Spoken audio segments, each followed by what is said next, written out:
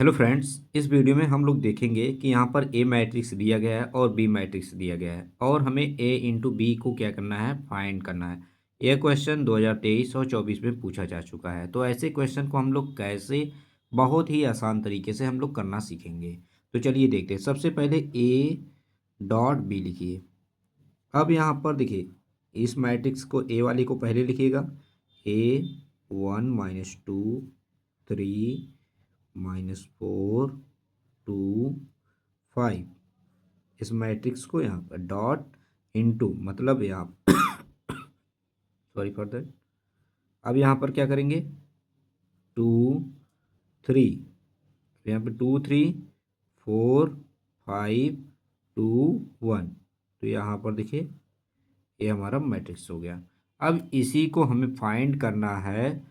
तो हमारे दिमाग में बहुत सी क्रिएटिविटी होने लगेगी कि ये बहुत कठिन होता है लोगों के लिए, लेकिन सबसे आसान ट्रिक है कि इसे जब भी आप करिए तो इस फंक्शन को यहाँ पर टू वाले फंक्शन ए वाले जो है, ये वाला जो कॉलम है या स्तंभ आप कहते हैं, तो इस वाले फंक्शन को यहाँ पर लिखिए। पहले टू लिखिए, टू यहाँ पे लिखिए, 4 यहाँ पे लिखिए, 2 यहाँ पे लिखिए।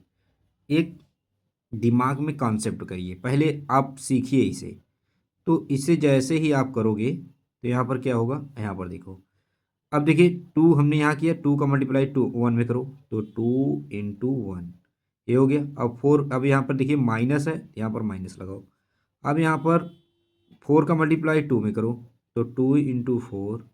अब यहाँ पर 3 का मल्टीप्लाई 2 में करो। ऐसे क्या होता है कि बहुत आसान हो जाता है, 3 × 2।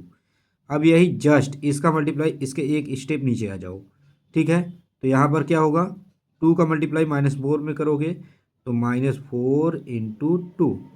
अब यही मल्टीप्लाई 4 का मल्टीप्लाई 2 में करो, यहाँ पे देखो कोई चिन्ह नहीं है तो प्लस का लगाओगे। 4 × 2, 2 × 4 करोगे। अब यहाँ पर 2 है, 2 का मल्टीप्लाई 5 में तो +5 × 2 ये हो गया हमारा। अब इसके बाद हमें कौन सा लिखना है, ए वाला। अब इस वाले को पकड़ना है। अब यहाँ पर सबसे ऊपर लिखो 3 5 और 1 लिखो। इस तरह से करोगे ना तो आपका गुणा भी नहीं गलत होगा, कभी आप करोगे क्वेश्चन कभी रॉन्ग नहीं होगा। अब ये यहाँ से एक बार ऐसे मल्टीप्लाई करोगे, फिर एक बार ऐसे करोगे, फिर एक बार ऐसे करोगे, तो हो सकता है कि माइंड में जैसे कोई क्वेश्चन कुछ और दिमाग में चल रहा होगा तो भूल जाएगा। तो इस तरह से आपका क्वेश्चन नहीं भूलेगा। तो यहाँ पर देखिए, अब यहाँ पर 3 का मल्टीप्लाई 1 में किया तो 3 × 1 यहाँ पर लिखेंगे 1 × 3। पहले इस वाले मैट्रिक्स वाले को लिखते हैं, फिर उसके बाद कुछ भी लिख सकते हैं, आपके ऊपर डिपेंड है। फिर यहाँ पर देखिए 5 - 2 तो यहाँ पर लिखिए माइनस है 2 × 5। अब यहाँ पर देखिए 1 × 3 होगा। अब 1 अब यहाँ पर 3 × 1 प्लस है, कोई चिन्ह नहीं है, 3 × 1। अब जस्ट एक स्टेप नीचे आ जाएंगे, इसके भी इसके भी। अब यहाँ पर देखिए 3 और 4 का मल्टीप्लाई करेंगे तो -4 × 3। अब यहाँ पर देखिए 5 और 2 तो यहाँ पर 2 × 5। सवाल कठिन नहीं है, लेकिन आपके मन में कन्फ्यूजन ना हो। 1 × 5 तो +5 × 1। देखिए बस इतना सिंपल था। इतना अगर आपने अच्छे तरीके से कर लिया तो कोई भी अंक गड़बड़ नहीं होना चाहिए, नहीं तो आंसर गलत हो जाता है। मैट्रिक्स में यही सब लोगों को कन्फ्यूजन हो जाता है, कभी कभी यही सब नहीं कर पाते हैं तो उनका क्या होता है, सवाल पूरी तरह से रॉन्ग हो जाता है। अब यहाँ पर देखिए, अब 2 × 1 मतलब 2। अब -2 × 4 मतलब 8। अब यहाँ पे प्लस 3 × 2 मतलब 6, ठीक है। अब यहाँ पर देखिए 1 × 3 मतलब 3। और -2 × 5 -10 और +3, ठीक है। तो अब यहाँ पर क्या होगा, -4 × 2 मतलब -8 +2 × 4 +8 और +5 × 2 +10। अब यहाँ पर -4 × 3 4 3 12, ठीक है। 2 पंजे 10, अब यहाँ पर 10 हो जाएगा और +5। बहुत आसान था कि नहीं, कोई कठिन था यहाँ पर बताइए, जरा सा भी नहीं था। तो इस तरह से आपको करना है। अब यहाँ पर देखिए 2 और 6 प्लस वाले को पहले ऐड करिए, 6 6 और -8 कितना आ जाएगा, 0 आ जाएगा।